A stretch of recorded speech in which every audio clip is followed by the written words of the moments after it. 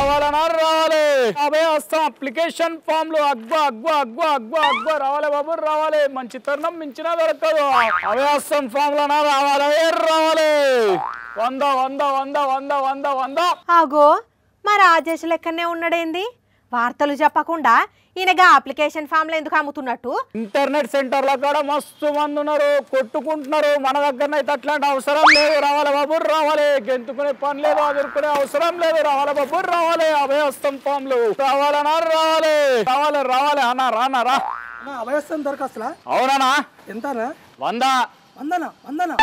వందనా అని కప్ప తెరిచినట్టు నువ్వు తెరిచినావు. జిరాక్స్ సెంటర్ పోతే రూపాయికి జిరాక్స్ తీసి ఇస్తారన్నా. పో ఆనే తీసుకోబో. రూపాయి 2 రూపాయలకు వచ్చే కానీ ఇంటర్నెట్ సెంటర్లలో ఒక్కొక్కరు 100 రూపాయలు పెట్టి అమ్ముతున్నారు. అక్కడికి కూడా దొరకకపోతే లైన్లలో నిల్చున్నారట. అట్లాంటిది నేను 100 రూపాయలకు అమ్ముతుంటే రూపాయి కొత్తది 2 రూపాయలకు వస్తుంది. రావాలి బాబు రావాలి రావాలి. అభయస్థం ఫామ్లో అగ్వ 100. రాజేషు నువ్వు అభయహస్తం ఫామ్లు అమ్ముతున్నావా? అవ్వంజలి సైడ్ బిజినెస్. ఇగో నీకు గానీ మీ దోస్తులకు గానీ ఎవరికన్నా కావాలంటే చెప్పు 100 రూపాయలే. ఏంది నీ దగ్గరికి రావాలనా? 100 రూపాయలు ఆ ఫామ్ కి?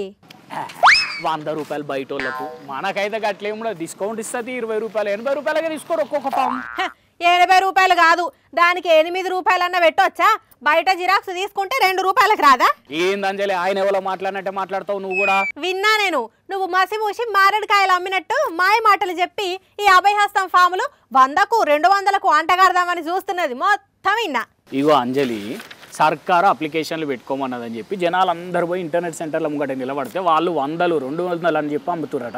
నేను ఉత్తగా 100 రూపాయలకు అమ్ముతున్న, పబ్లిక్ సేవ చేస్తున్నా. అట్లాంటప్పుడు నువ్వు థ్యాంక్స్ చెప్పి కొనుక్కపోవాలి. కానీ ఇవన్నీ ముచ్చట్లు పెడతావేం? సొల్లు ముచ్చట్లే. ప్రశ్నలేసుడు కాదు, పోలీసులకు ఫోన్ చేస్తే బొక్కలేస్తారు చెప్తున్నా. హలో, దాంట్లో బొక్కలు వేసేది అందుకేమున్నదమ్మా. బయట చాలా మంది అట్లనే చేస్తున్నారు. నేను ఒక్కనే కాదు, కావాలంటే చూడు నువ్వే.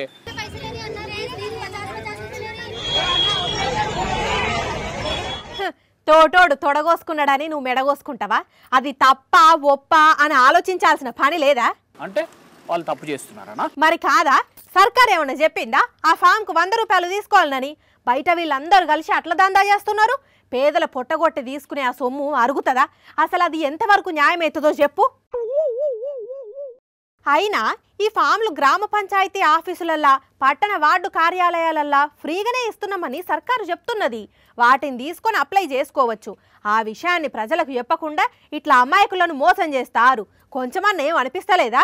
ఇంకా వాళ్ళను చూసి నువ్వు అమ్ముతున్నావు. అబ్బా, ఏదో డబ్బులు వస్తాయి అనుకున్న తీరాంజలి.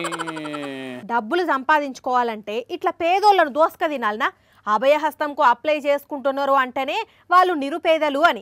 సర్లే, సారీ, వస్తున్నా ఆఫీస్కు. ఇక తమ్మి, ఇక అభయహస్తం ఫామ్లు ఇవన్నీ జర మనోళ్ళకి ఎవరికైనా కావాలంటే ఫ్రీగా పంచిపెట్టవుతాము.